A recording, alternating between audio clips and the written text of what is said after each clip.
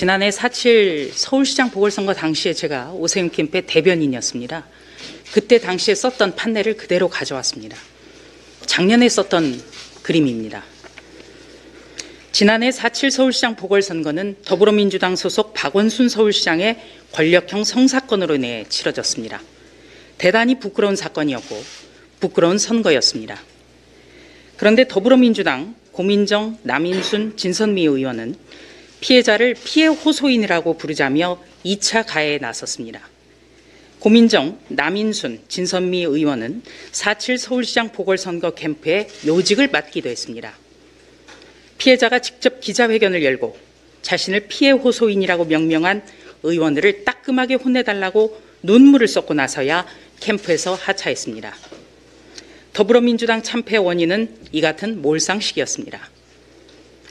6일 지방선거를 앞두고 더불어민주당 중앙당 공천관리위원회 진선미 의원이 발탁됐습니다. 서울지역 공천심사는 고민정, 남인순 의원 등이 맡는다고 합니다. 이런 게 3차 가해가 아니고 뭡니까?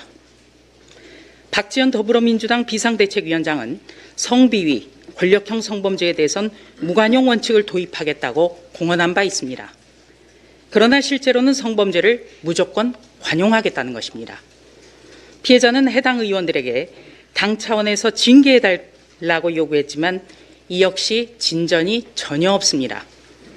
6일 지방선거는 또다시 성비위 권력형 성사건에 대한 심판장이 됐습니다.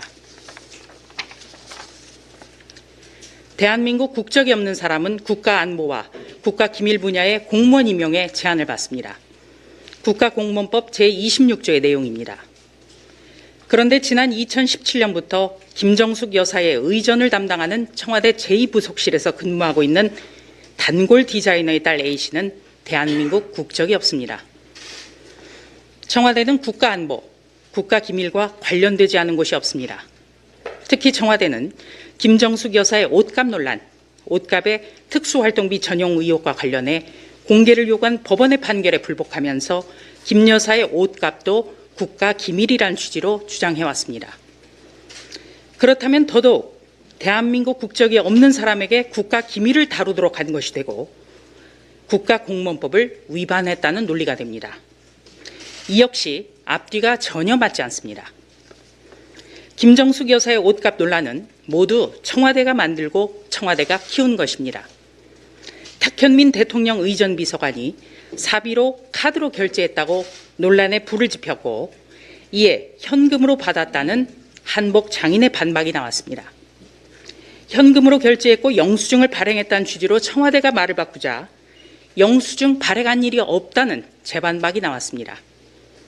박수현 대통령 국민소통수석이 나서 명인과 디자이너에 대한 예우 차원에서 현금을 넣어냈다고 주장하자 장인이나 디자이너에겐 매출 누락의 길을 열어주는 것이 예우냐는 비판이 터졌습니다.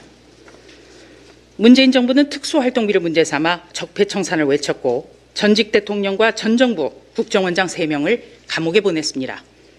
문재인 대통령은 특수활동비는 투명하게 공개해야 한다고 공개적으로 누누이 강조해왔습니다.